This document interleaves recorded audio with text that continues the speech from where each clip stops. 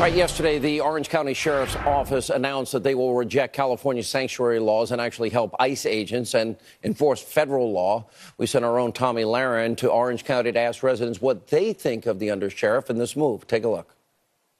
So I can tell by your shirt that you're probably pretty excited about the Orange County Sheriff, who's making the list of inmates, criminal inmates, available upon their release, making it easier for ICE to do their job.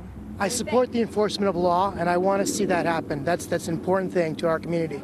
We should do as much as we can to find out, certain kind of criminals that are here illegally, that they should follow law. It's a bad idea.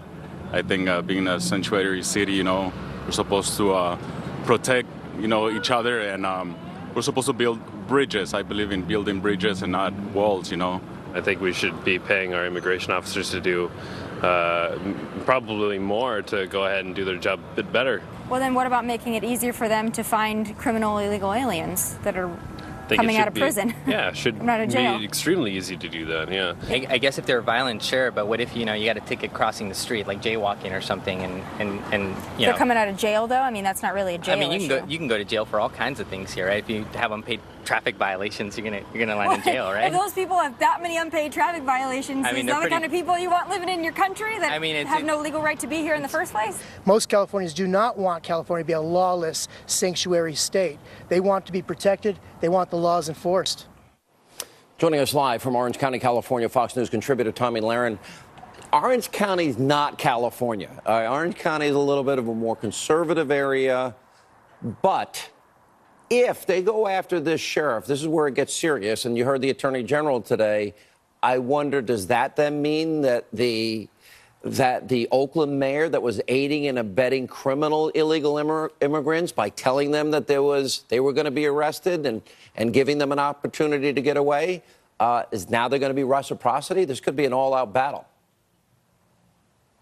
I think if the citizens of California, wherever they are honest with themselves, they want to be safe and secure in the state of California. And again, talking to people on the streets today, that's what you heard. This community, although it is somewhat conservative in Orange County, where we are in Santa Ana, this is an immigrant community as well. There are a lot of immigrants here, some of them illegal, some of them legal. And the legal immigrants that I spoke to, although they want what's best for their fellow immigrants, they believe in the rule of law. They want to be safe in their community because they feel that they are Americans. That's what I heard today. And remember, the president said, I want to build a big wall on the southern border with a big door, but just asking people to do it legally. Well, I think that that's what I've been asking people for weeks now in California, and they agree. I think that the left has just dominated this conversation about the wall, and it's become just a talking point at this point. But if you really break it down, people want security, they want safety, they want the immigration process to be reformed. They want common sense, and the wall is common sense. It's just the left has dominated this conversation, and they've made the wall some kind of a demon object, and it's not. It's for the safety of Americans. All right, Tommy, thanks so much for doing that. Great job tonight. Joining us now with more on this decision is the Orange County, California Undersheriff. Don Barnes is with us. Sir, first I want to applaud you. Yeah. Secondly, I kind of took what your Attorney General out in California said as a threat.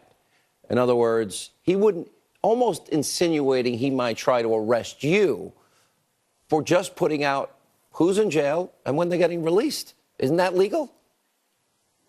Well, it is completely legal. It's under the law that was passed under Senate Bill 54.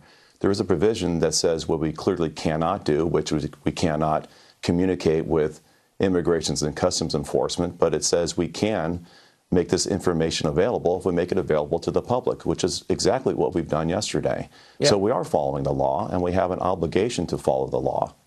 Doesn't the state of California, when you have an Oakland mayor, again, the ICE was trying to enforce laws against criminal illegal immigrants, those that committed other crimes beyond that which was not respecting our laws and sovereignty. If I were to give people a warning that you were about to go in and hold them accountable for crimes, would I be aiding and abetting and obstructing justice?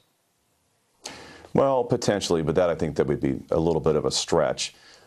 This is what we are very clearly doing. We're going after very serious offenders who are in custody of our jail and are being convicted of some very serious crimes. SB 54 allows us to notify ICE on those that were under the Trust Act, which was passed in 2014, a previously passed legislation. And that's what we're doing. We're still notifying ICE. The sheriff has that discretion. Last year, we turned over 580. We had 57,000 bookings, so that's a small percentage, or actually just 58,000.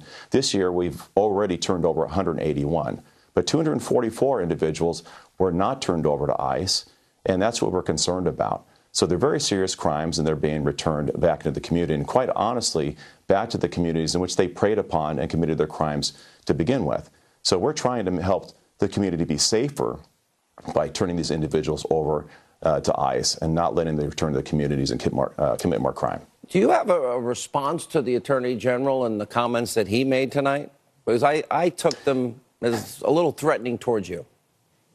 Well, they were threatening, but I would say my hope would be that he would read the language of the law that was passed. It very clearly says in there what we can and cannot do. We cannot communicate with ICE, which is in and of itself a challenge. It's returning us back to a pre-9/11 condition legislatively where we can't talk with other federal law enforcement agencies, and that's problematic on its face. But it also has a provision where we can make this information available publicly. It's information made available publicly on every inmate within our custody of the jail who has a sentence expiration date, not those who are here illegally. Every inmate in our care has that information posted online. So we're not designating anybody. Anybody can go sift through that information, find out who's here.